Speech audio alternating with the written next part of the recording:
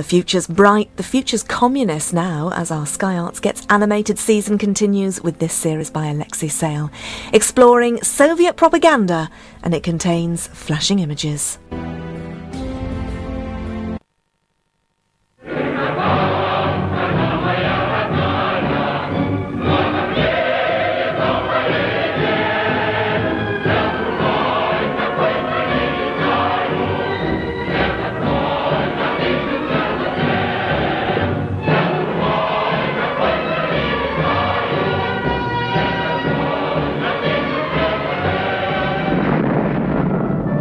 The Russian Revolution of 1917 divided the world into two ideological camps, capitalists and communists.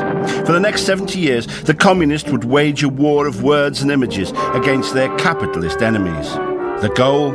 To capture the hearts and minds of the Soviet masses with disinformation, to turn them against the enemy, who they said ruthlessly exploited the average citizen, to turn them towards the state, run by peasants and workers, which cared about their welfare and guaranteed them health, education and a shining future.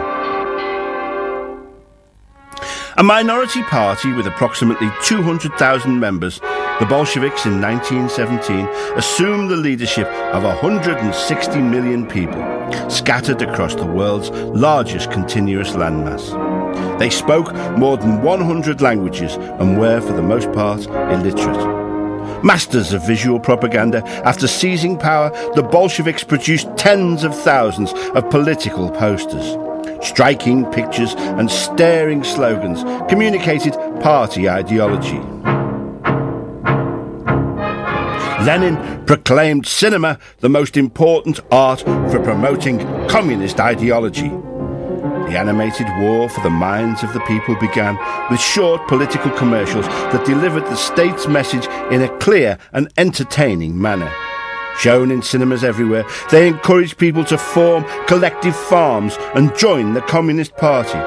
They promoted the state's tailored vision of Soviet history and fanned hatred of the Americans, the British, the Germans, the Japanese, and world capitalism.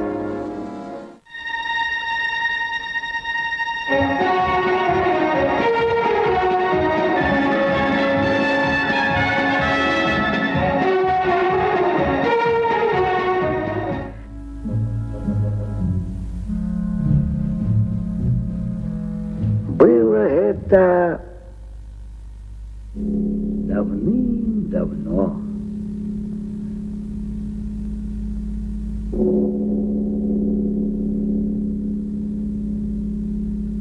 Жилось в те годы нам, простым людям, так худо, что хуже не бывает. Ох и худо же. From the 1920s to the 1980s, dozens of animated films recounted the official version of how the Bolsheviks liberated the Russian people. First, there were the bread riots of 1905, when the Tsarist government ordered hungry Russians shot rather than fed.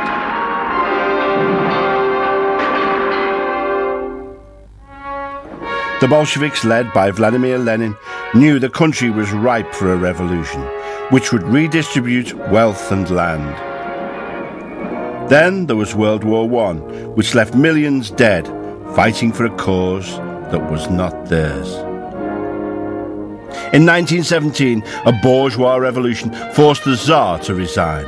A provisional government was established at the Winter Palace in St. Petersburg. On October the 25th, 1917, the Bolsheviks assumed power.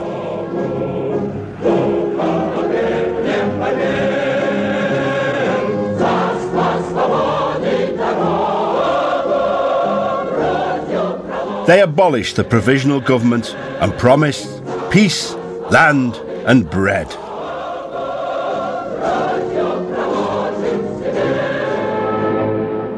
Civil war broke out. Умри, мой стих, умри, как рядовой, как безымянный на штурмах мерли наших.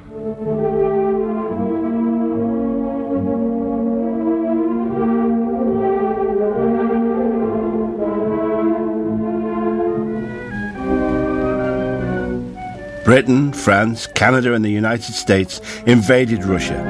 The Japanese invaded from the east. The military presence of these foreign troops on Soviet soil was effectively used by Bolshevik propagandists for the next 70 years. At first, the White Army's advances were successful, pushing back the new Red Army on all fronts. But Leon Trotsky reformed the Red Army, and the Whites' fighting power was broken. The White Army was defeated, and the foreign armies quickly retreated. According to Soviet history, the retreating foreign armies included the Japanese infantry, the Polish army,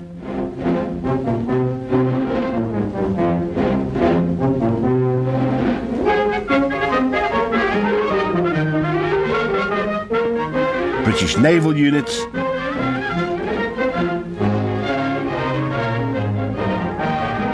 and the Japanese Marines.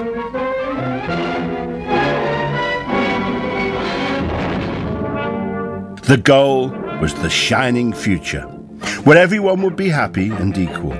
To reach that goal, the past had to be destroyed.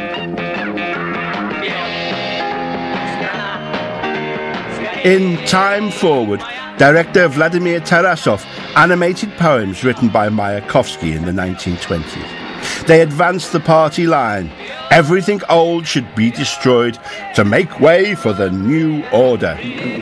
Среду пропаганды. Другое дело, что опять опираясь на Маяковского, как человека удивительного, как человека с известными всем нам взглядами, человека в желтой кофте, под стихи Маяковского можно было делать какие-то вещи, которые, может быть, не прошли, я имею в виду с художественной точки зрения. То есть здесь был какой-то такой слоеный пирог, как бы матрешка, это русская, когда открываешь, а там еще что-то, еще что-то, еще что-то, еще что-то.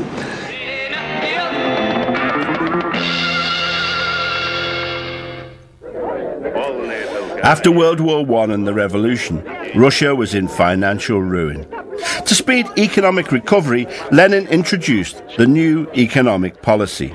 It permitted the operation of limited private enterprise without lessening Bolshevik political control.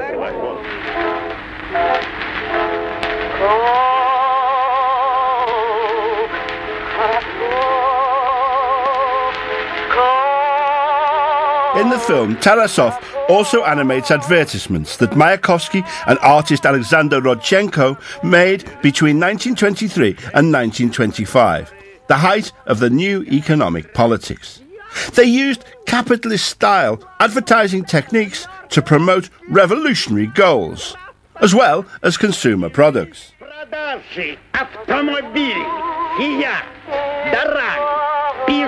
А не прикажете ли свежекопченых? Имбирный пиво! Сырку кавказского!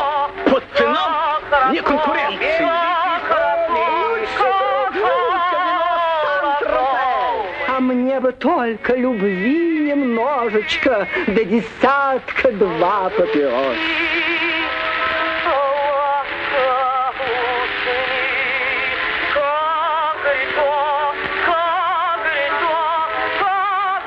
Я ж с небес поэзии бросаюсь в коммунизм, потому что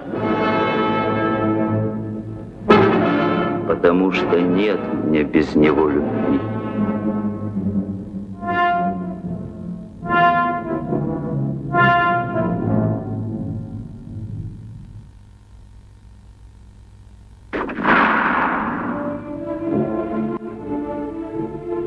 Вперед, страна, скорей моя, пускай старье сотрет. Вперед, время, вперед, время, вперед, время, время, вперед. The success of the NEP infuriated the Bolshevik Party faithful. Mayakovsky and others demanded that all vestiges of capitalism and free enterprise be packed up, sanitized and relegated to history.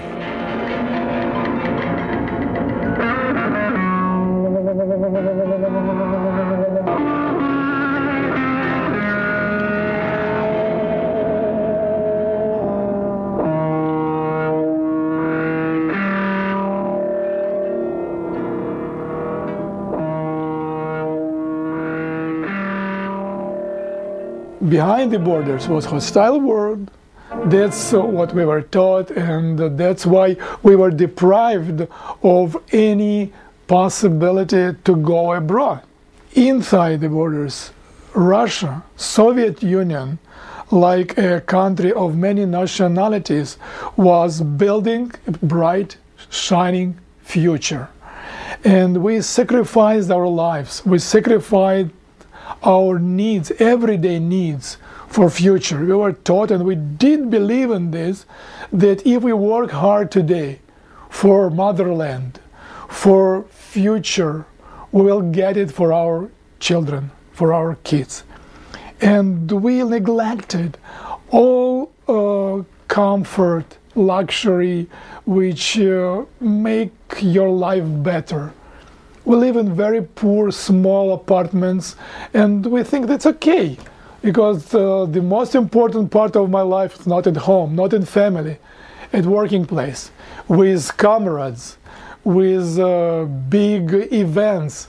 But we were happy. We were happy because we were part of something which was greater, bigger than my own life. And that's why we were happy. And this is the most exciting achievements of propaganda, of Soviet propaganda, to make us enthusiastic to do what party told us to do. Ну, в общем, зачинателем советской анимации, не русской, русская возникла в 12 году еще, Старевич, вы знаете. А советская анимация был Дзиговертов, наш знаменитый документалист, который, значит, вот, его «Киноглаз» был. Он использовал, собственно, мультипликацию он использовал в своих документальных и публицистических работах. И в 1924 году вышел первый фильм вот, от «Советские игрушки».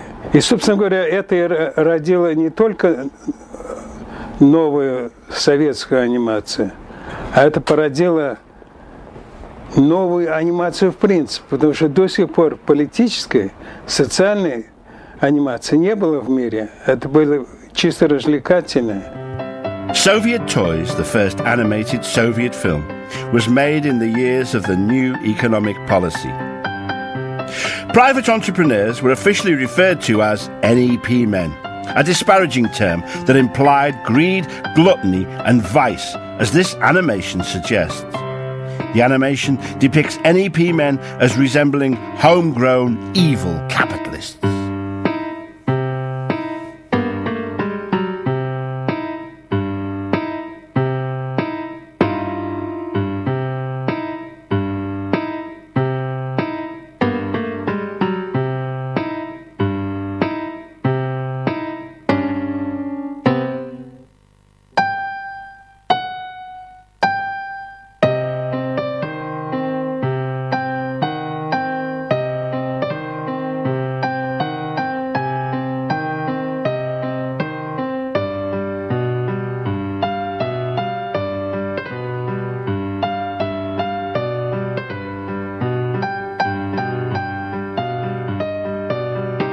A worker comes to collect taxes.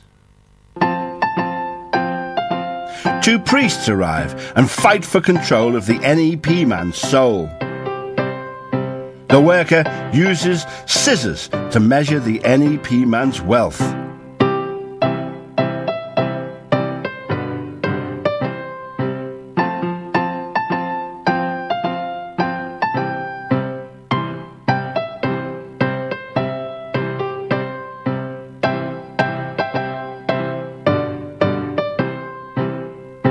Unable to squeeze enough taxes, the worker calls for a peasant.